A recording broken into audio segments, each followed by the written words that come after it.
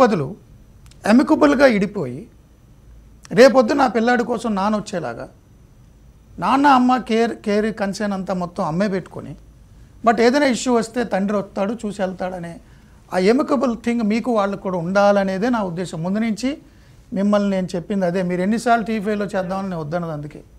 But ఆయన ఏమంటాడంటే నేను అన్ని ఛాన్స్కి పంపానంట, నేను అందరికీ ఫోన్ చేశానంట.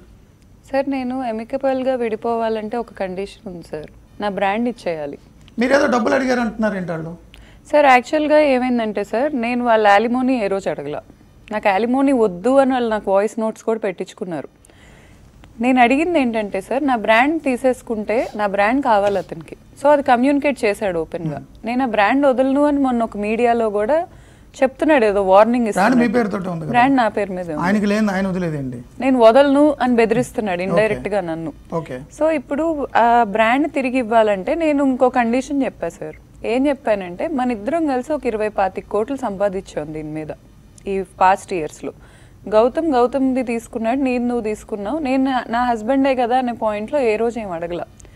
దానికి ఒక 25 కోట్లు సంపాదించాం కాబట్టి నీ షేర్ నువ్వు ఉంచుకొని నాకు 10 కోట్లు ఇవ్వు. నేను నా బ్రాండ్ నీకు ఇచ్చేసి నేను క్విట్ అవుతా.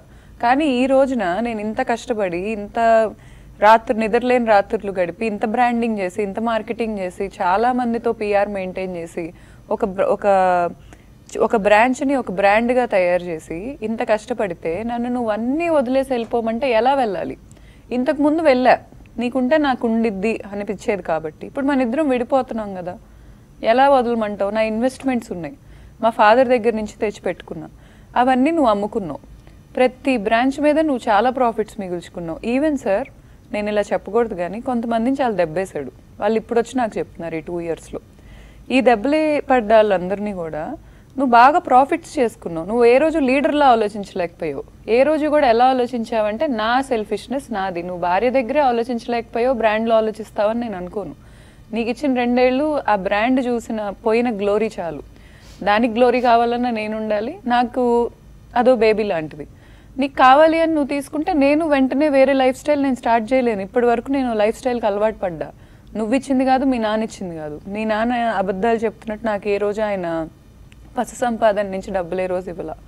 సో నాకు లైఫ్ స్టైల్ అలవాటు పడిపోయింది. నాకు సర్టెన్ లైఫ్ స్టైల్ ఉంది అండ్ నా బ్రాండ్కి ఇంత ఖర్చు అయింది, నాకు ఇంత ఖర్చు అవుద్ది, నాకు ఇన్ని ఈఎంఐస్ ఉన్నాయి, నాకు ఇన్ని కమిట్మెంట్స్ ఉన్నాయి, నా ఇన్స్టాగ్రామ్కి ఇంత ఖర్చు అవుతుంది, నా వీడియో టేకింగ్కి ఇంత ఖర్చు అవుతుంది, నా మేకప్కి ఇంత ఖర్చు అవుతుంది. సో ప్రతిదీ నాకు ఫిక్స్డ్ సిస్టమ్ ఉంది. మార్నింగ్ నుంచి నేను డ్యాన్స్ క్లాస్కి వెళ్తా, దానికి ఇంత ఖర్చు అవుతుంది.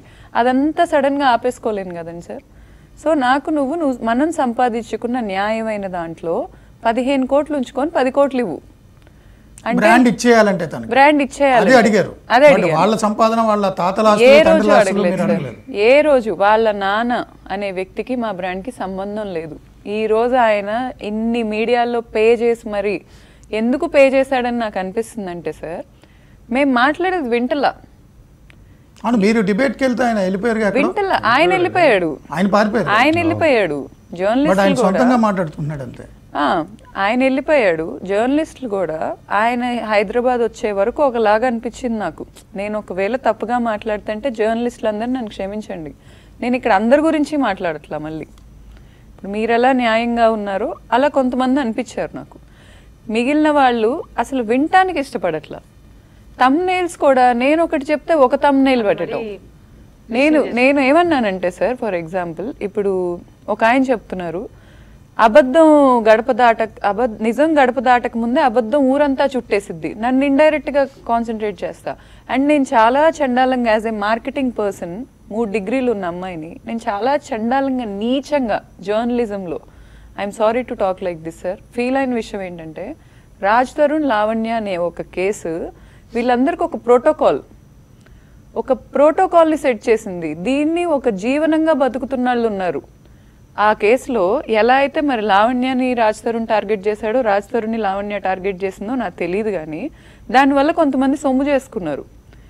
మరి వాళ్ళకి ఉద్యోగాలు లేకపోతే నాకు చాలా బిజినెస్లు ఉన్నాయి సార్, ఏ సూపర్వైజర్ ఉద్యోగం నేను ఇస్తా, నా దగ్గర రమ్మనండి. అంతేగాని చీప్గా అసలు ఒక ఆడదాన్ని వచ్చి బాధ బయటికి చెప్పుకుంటుంటే నా బాధ మీద పడి డబ్బులు సంపాదించడం ఏంటి సార్? వాళ్ళ కూతుర్లు ఉన్నారంట. నేను అది తెలుసుకొని అసలు ఇంకేం పెంచుతారు వీళ్ళు ఆడపిల్లల్ని? వీళ్ళు పెంచినా కూడా ఎంత అడ్వాంటేజ్ తీసుకుంటారు వాళ్ళ మీద. నేను మ్యూచువల్స్ ద్వారా అప్రోచ్ అయ్యి